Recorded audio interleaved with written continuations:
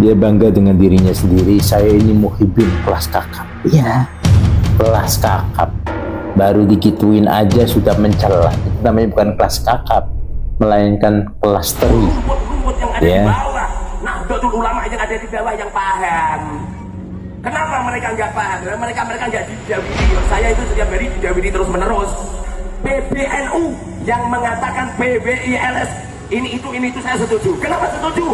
Bukti tahun 2026 Gus Yahya dan Romo Yai Miftah tidak akan dipilih sama orang-orang Nahdlatul Ulama. Jadi tujuannya kalau kita perhatikan akhirnya kayaknya ingin mengganti nantinya ya. Tujuannya merebut kekuasaan yang ada di PBNU dari Kiai Haji Yahya Saquf dan Kiai Haji Miftahul Ahyar. Itu kok tujuannya.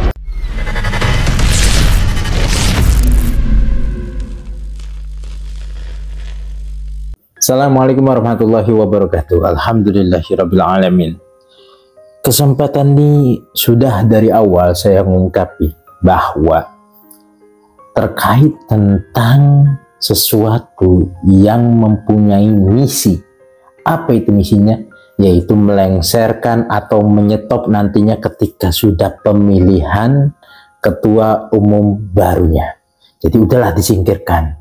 Dibentuklah ketua umum yang baru yang pro dengan mereka. Ya, kalau saya tontonkan videonya, kalian semua pasti tahu siapa sih ini orangnya. Ya, ini ada orang, seorang kiai, katanya pengarang kitab, namun berpihak, malah justru bukan ke NU, melainkan ke pihak mereka. Dan sampai-sampai mengucapkan sesuatu yang menurut saya misi ke depannya mereka. Jadi misi kedepannya mereka itu udah dibongkar sama kiai ini. Ya, apa sih misinya? Kita simak dan kita reaksi ya. Itu bukan semata-mata dari Kiai Mat, enggak. Ada ulama-ulama se-Indonesia yang tidak mengakui nasab Ba'alawi, tidak mengakui nasab Habaib, bukan karena tesisnya Romo Yai Mat, tidak. Sopo sing ngomong? Itu tanya itu coba. Seperti Romo Yai Said Adil. Tanyakan kalau beliau pernah baca. Tanyakan sama kiai-kiai yang lain. Oh, saya ini muhibbin kelas kakap. Saya rajanya muhibbin saja, rungkat. Dia bangga dengan dirinya sendiri. Saya ini muhibbin kelas kakap. Iya, kelas kakap. Baru dikituin aja sudah mencela. Itu namanya bukan kelas kakap, melainkan kelas teri. Ya. Ini demi kemaslahatan Nahdlatul Ulama yang selama ini dari tahun 1800 Nahdlatul Ulama diperas sama Habaib, diperas sama Ba'alawi. Cuma rata-rata orang nggak paham. Justru rumput-rumput yang ada di bawah, Nahdlatul Ulama yang ada di bawah yang paham. Kenapa mereka nggak paham? Mereka nggak didawiri. Saya itu setiap hari didawiri terus menerus.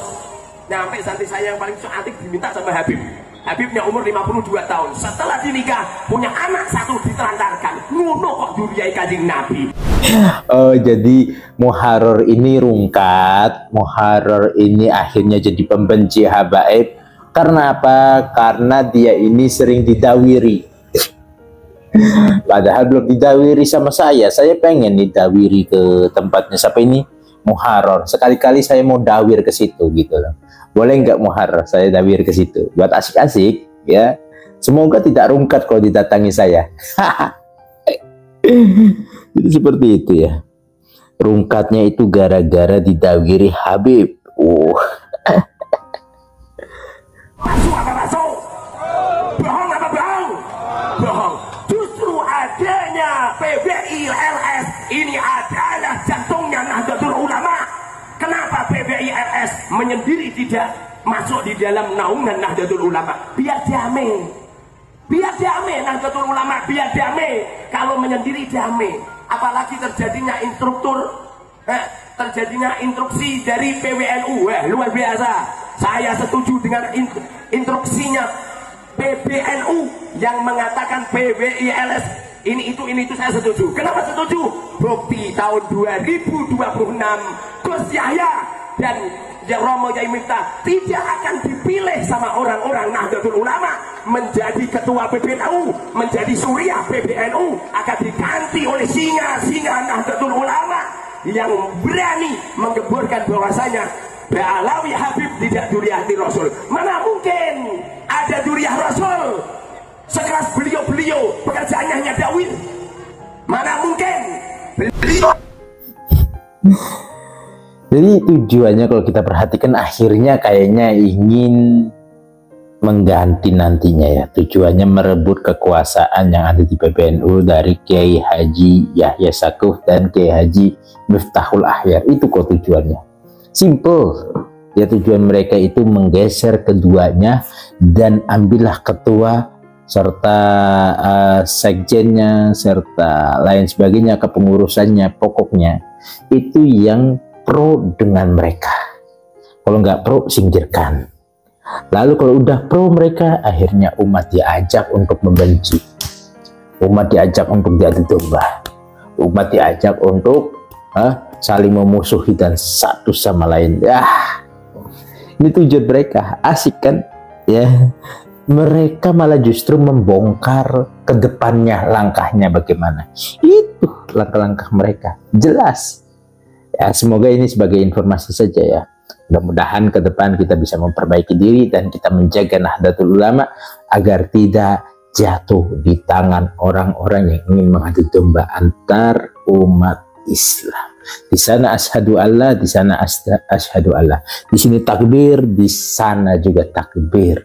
Apa salahnya kalau untuk bersatu? Namun saat ini sedang dipecah belah karena organisasi. Sekarang mereka taklid dengan organisasi dan mengikuti organisasi sehingga organisasi tersebut didukung oleh cecunguk-cecunguk, didanai oleh cecunguk-cecunguk, dan juga posisinya ingin mengadu domba antar umat Islam.